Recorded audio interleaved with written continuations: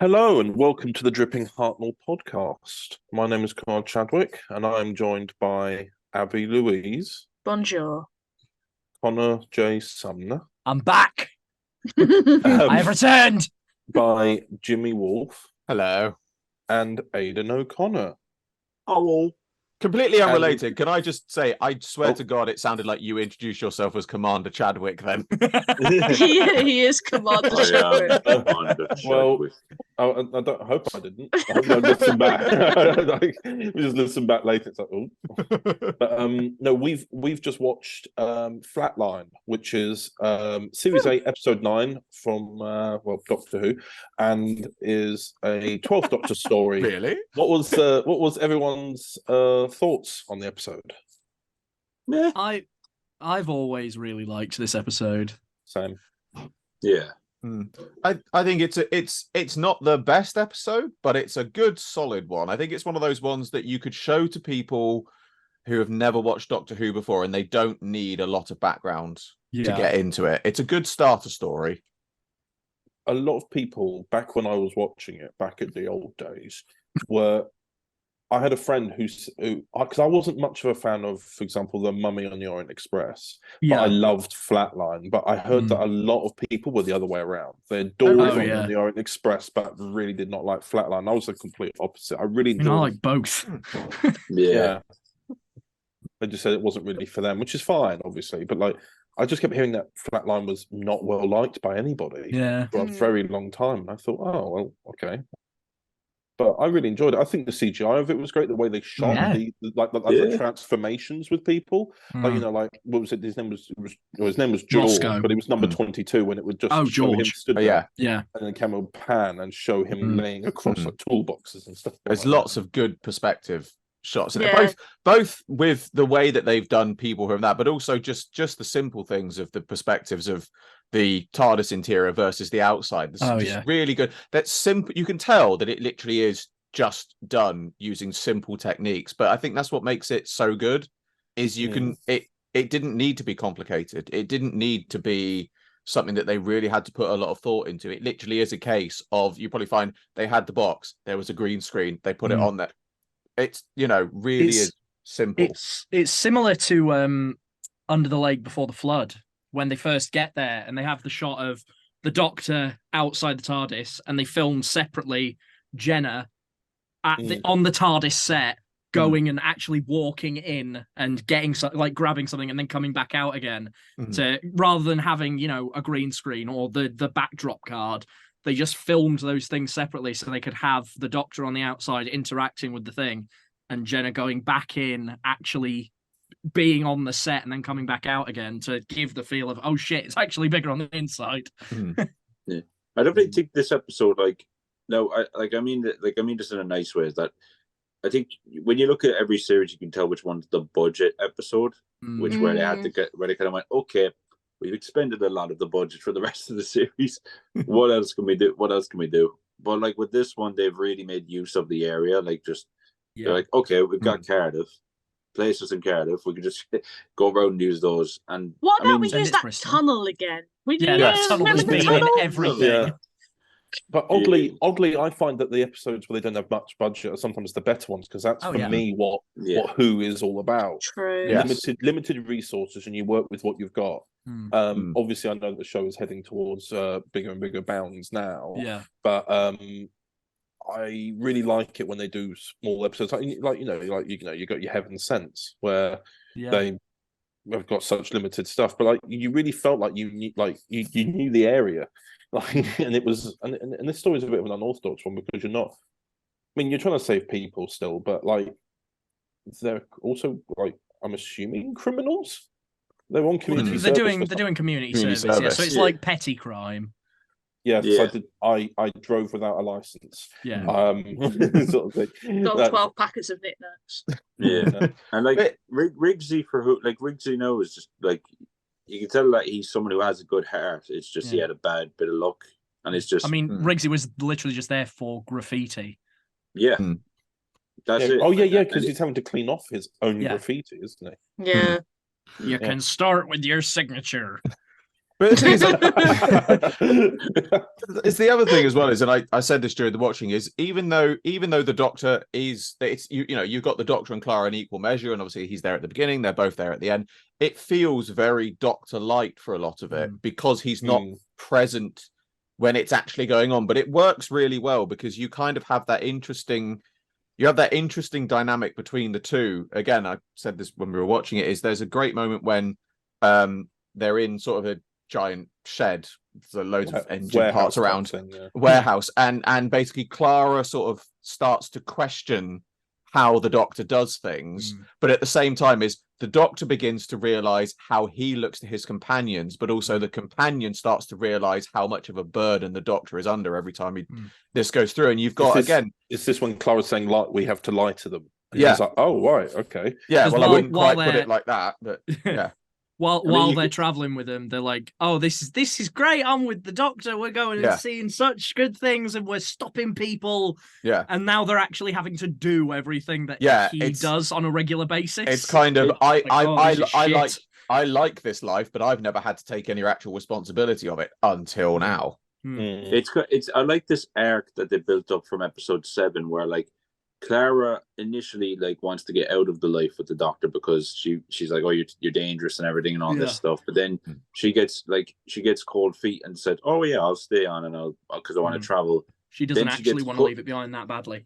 No. Exactly, and then she gets put in the shoes of the Doctor and finally understands the hard choices he has to make in a situation, and then you're faced with episode 10 with consequences of her, giving back into that life come around, and it's also a bit like she's addicted to that life. Oh, definitely. So as a result, like as we know, because the series 9 is out as well, obviously, after everything that happened in series 8, she basically completely delves headfirst into that life completely, and this is an insight as to where she eventually ends up at the end of her character. And it's when you're watching it back and what happens, you're like, you can see the signs quite clearly. And I mean, like, spoilers for the end of series 8, but you've had since 2014, so the grace period is very much over. How dare you? After Danny's death, Clara has nothing to keep her back on Earth, so she's like, right, I'm gonna go straight into this. I'm gonna be the Doctor now. Remind me, does she ever go back to Earth during series 9? Does she ever live her life? She at the start of series 9, she was in the school. Then there was a couple of times because she gets called in by unit, but then afterwards, I remember like the Flood episode starts off with them just landing together. 5 and 6 is the same thing. I think 6, Clara. No. She is back because that's the Ishilda story, and she's left on Earth for a little bit, and the Doctor has that by himself. Okay. Yeah. 7 and 8 takes place on present day Earth. Yeah. The Zygon 2-parter. That's true. Yeah. So they did go back for those ones. I think it's quite. It doesn't feel as heavily like there's no main story arc for her on Earth at all. It's very much her story with getting away. Yeah, getting away from it. It's very much the problem that like Tennant's Doctor told Rose in School Reunion, that like you can spend the rest of your life with me, I can't with you, and it's like what Jackie says in Army of Ghosts when she said, one day there'll be this woman walking through a market, but she's not Rose Tyler, not anymore. She's not even human. And she literally says that that's what she's worried about too, because there was that scene when Rose was using the TARDIS as well. Yeah, something that I feel You like look every just like companion. But every companion sort of goes through. But there are some companions who are like, no, I know who I am, and I'm happy being me whilst going on this journey. But others will feel the need to blend in, and I think they emulate the Doctor, don't they? There's an unfortunate amount of them that just end up being like, I'm invincible, nothing can stop me, I'm with the Doctor, everything's grand. I mean, I'm kind of actually thinking, just going back one actually to the last one we watched, is now I'm thinking about it, I think Tegan was probably one of the few companions that actively didn't try to take on. She was constantly trying to get away, so she's probably one of the few companions that actually didn't want to be there and take on the the Doctor's responsibilities and things like that. I mean, she was more inconvenienced by what he was doing than anything. I mean, you look at Legopolis, and she's in the TARDIS when she first gets in there. She's fucking terrified. I mean, when you think about it, Tegan was the only human on, like, proper human on the TARDIS during that time. Nissa was alien, like Adric was alien, Turlo was alien. So it's just like, token human. she's token human who's traumatized by the end of it. And that's why I really want a companion who's not from Earth. I really want. I don't want it to be. That's the thing. They've done other things where, like, Astrid is not human but humanoid, and they're from a planet called Stowe, which I just think of Walthamstow. Every time they say I'm from Stowe, I'm like, Walthamstow.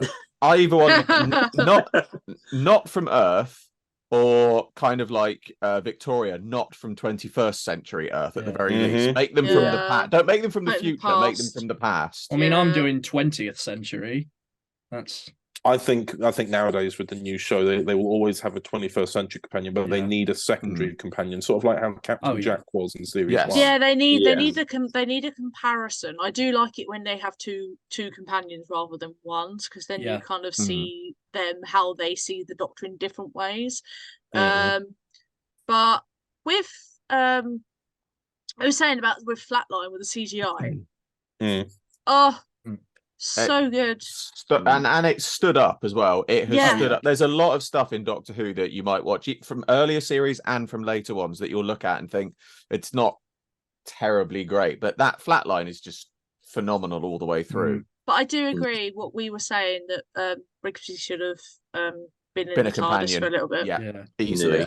Like they really missed out a trick by not having him in the TARDIS. Even if he just appeared, kind of like how Adam did in series 1, even if he just appeared for a couple more episodes, it would have been great.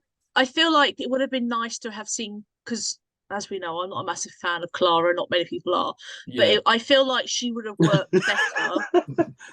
I feel like she would have worked better if they had a second companion with her. It's only episode 9. It's only episode 9, so they would have had literally in the Forest of the Night, which is present day already, and then they would have had the finale, which is present day already.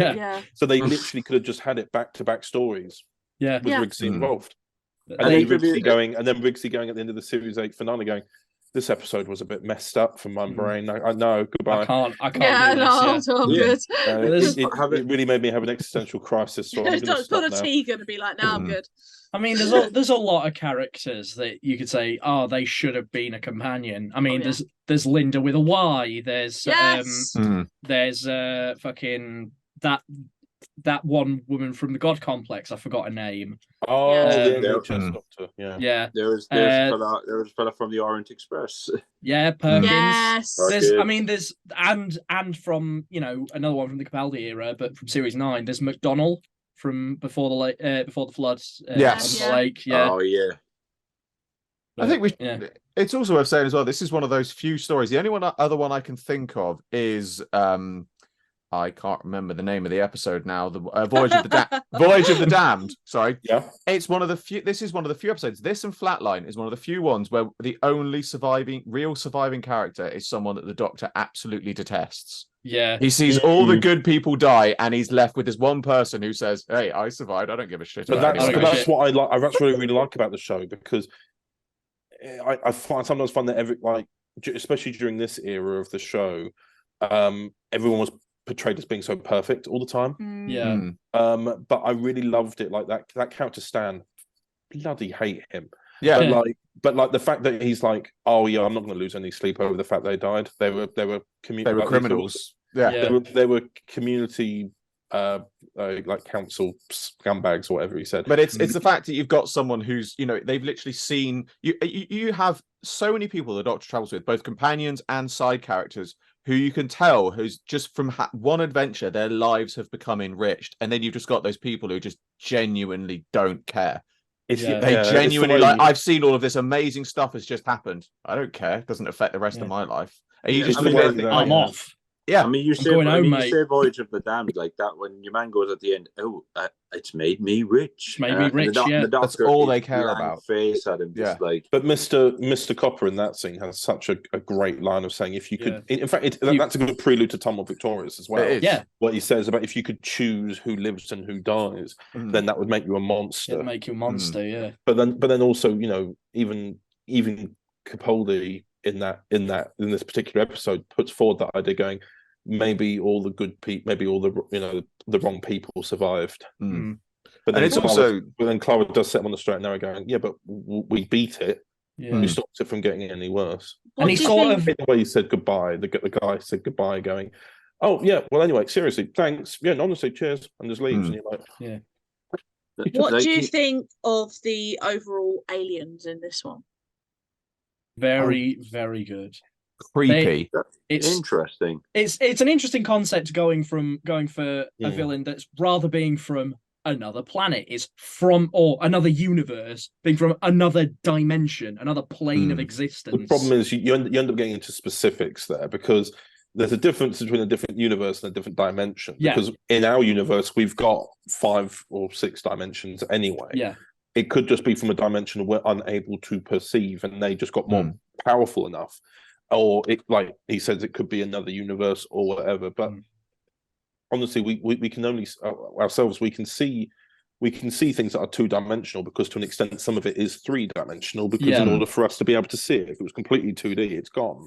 It's the idea as well that they're not from another universe. They are from this universe. They're from this dimension, but they live at a plane of existence that we can't perceive. Yeah, when you say dimension, it's from like the mathematical standpoint. Yeah, it's literally they are 2-dimensional creatures. Yes. I like that a lot more than going it's from the multiverse, because I suppose back then it wasn't the idea of the multiverse wasn't so enriched as it is now. Yeah. But like the idea of it being we haven't just gone locked up their universe and they're never coming back. Yeah. No, they are just from a different dimensional plane of our own in our realm of existence. Yeah. And the idea that they could come back there. It's the idea that they could come back. How long it took them to build up to be able to do that in the first place. They've done it once. They could do it again. Well, I just, out of curiosity, for those listening, I've just looked it up. So according to the TARDIS Wiki, they have made a reappearance in a comic called Fourth Wall.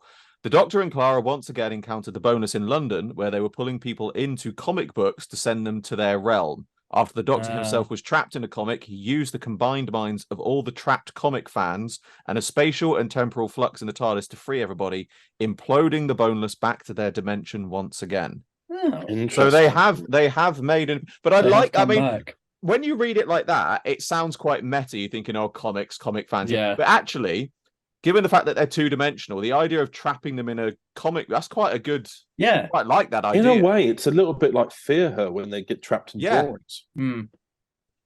But that's right, that's got my brain ticking. I'm thinking about ideas now. For those interested, The Fourth Wall was the 9th story of the Doctor Who 12th Doctor comic series, first published in 2016. I mean, if you want to get really pedantic... So it's the same Doctor as well. Yeah. The same Doctor. Yeah, if you want to get really pedantic... It was with Clara. Huh. Yeah, so I would say if you want to get really, really pedantic, you could technically say that being on a comic strip technically isn't 2-dimensional because it's ink on paper. But it's like the whole an image of an angel becomes an angel, but you're reading a comic book that of an is angel. True. I suppose it's the same way that in this episode they were putting people, like, you know, the policewoman's nervous system got put on a wall. Yeah. They're trapping people's souls on a surface. I love the creepy nature of Series 8 because it's just like, I think like Moffat really wanted, after like all of like people saying Doctor Who's a bit childish or whatever, and he's just like, right, here's people's nervous systems. After the sort of fairy tale nature of a lot of the 11th Doctor's era, you had to go quite, dark and spooky. You've got the only thing that bothered me about the whole, because obviously, like you say, changing from between the eras, was that obviously Series 8 was when people were still trying to find who the 12th Doctor was as writers and everything. I just really hate the dance he does. When he's creeping the TARDIS along. I know, I love the dance. I don't. It's completely out of character for me. It's really out of character, but I don't know. Excitable 12. He's pleased with himself. It's a little happy. It's like it's my happy food dance, but like. Yeah. But yeah. So overall, we've never done. What am I going for scores? How much you can give this episode? How many times has that been done here? Never. No, never. Yeah, never. exactly. But overall, general thoughts though. Good episode. Yeah. Does it match up with the other episodes of Series 8 or Capaldi's era? Even do you think? I think I'd it say does. Yeah. I'm definitely with Series 8. I'm almost inclined to say I'd put that in the top 5 of his overall episodes, personally. Yeah. We are against the masses who hate Flatline. Not the best episode by any stretch of imagination, but still very good. Very strong. Yeah, definitely. Well then. Thank you for listening, everyone, and thank you to everyone else who is here. And that was the Dripping Hartnell podcast. See you in the next one. Farewell. Goodbye. Bye-bye. I nearly pushed end Zoom. I don't want to do that. Right, bye.